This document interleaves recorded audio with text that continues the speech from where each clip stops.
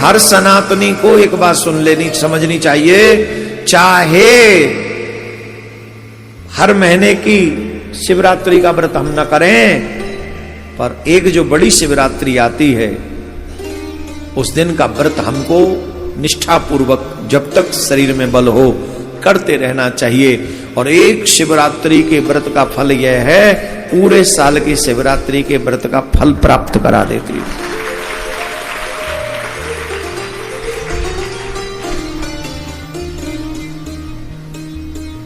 इस समय मतलब शिवरात्रि के समय जो मेरे निष्कल अंग की पूजा मतलब लिंग की पूजा करेगा, वो आकृति से रहित निराकार स्वरूप के प्रतीक और बेर सकल, बेर जो है बेर माने मूर्ति का स्वरूप और निष्कल माने जो शिवलिंग के स्वरूप की पूजा करेगा, वह पुरुष जगत की सृष्टि और पालन आदि कार्य भी कर सकता है, इतना सक्षम हो जाएगा।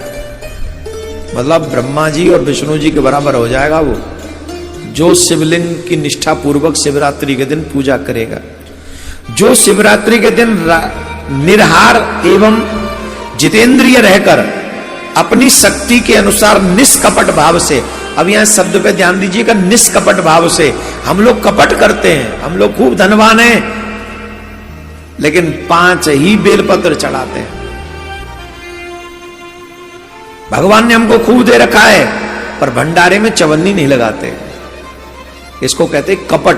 जब भगवान के देने में तो कोई कमी नहीं रही, फिर हम क्यों कंजूसी कर रहे हैं? अच्छा, एक और बात समझ लो, देने से कभी खत्म नहीं होगा, देने से वो हजारों लाखों गुना और बढ़ेगा। अगर सामर्थ्य हो तो खूब शिवलिंग सोने की बना के पूजा करो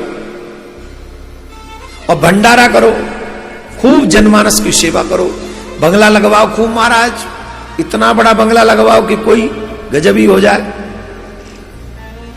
पहले तो लगते थे, बिहार जी के मंदिर में अभी भी फूलों का बंगला बनता है, प्रिया कांजू के मंदिर में लगा हुआ है, आप जैसे भक्त यहां लगवाते ही हैं। तो धन हो तो खूब ऐसे ही उत्सव मनाया करो, जैसे आप अपने बेटा बेटी का और या माता पिता के जन्मदिन का उत्सव मनाते हो, वैसे ही अपने इष्ट का भी उत्सव धूमधाम से मनाना चाहिए।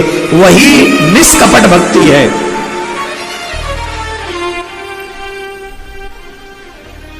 कई भक्त ऐसे हैं, कल भी एक माता जी आई थी, बोले महाराज जी हमारी प्रिया कांजू की नासिका का है, ये आप नासिका मान ले नथ लेके आई थी। तो मेरी खुशी में, मेरे आनंद में मेरे सरकार थोड़ी वंचित रह सकते हैं?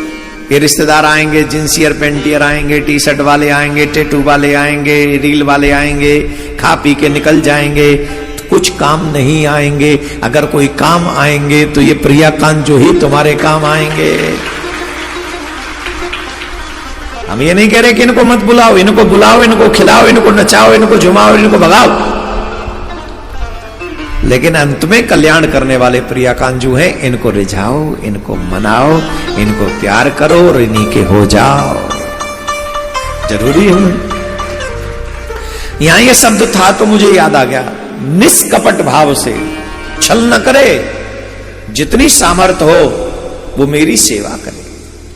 जो शिवरात्रि के दिन यथोचित पूजा करेगा, उसको मिलने वाले फल का वर्णन सुनो। 1 वर्ष तक निरंतर मेरी पूजा करने पर जो फल मिलता है, वह सारा फल केवल शिवरात्रि को मेरा पूजन करने से उस मनुष्य को तत्काल प्राप्त हो जाएगा। जैसे पूर्ण चंद्रमा का उदय समुद्र की वृद्धि का अवसर है, उसी प्रकार यह शिवरात्रि तिथि मेरे धर्म की बुद्धि के समय है। इस तिथि को मेरी स्थापना आदि का मंगलमय उत्सव होना चाहिए। जो पहले ज्योतिर्लिंग स्तंभ रूप से प्रकट हुआ था, उस समय मार्गशीर्ष मास में आद्रा नक्षत्र था।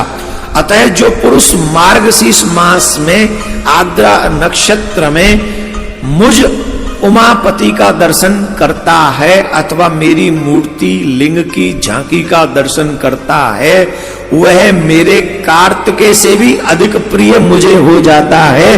वो मुझे इतना प्रिय है कि कार्तिकेय भी उतना प्रिय नहीं। उस सुदिन में मेरे दर्शन मात्र से पूरा फल प्राप्त हो जाता है। और अगर दर्शन के साथ साथ वह मेरा पूजन भी किया जाए तो उसका अधिक फल प्राप्त होता है, जिसका वाणी के द्वारा वर्णन किया ही नहीं जा सकता। इसलिए हमें शिवरात्रि का व्रत, मैंने पहले ही कहा, सनातनियों को हठ पूर्वक रहना चाहिए।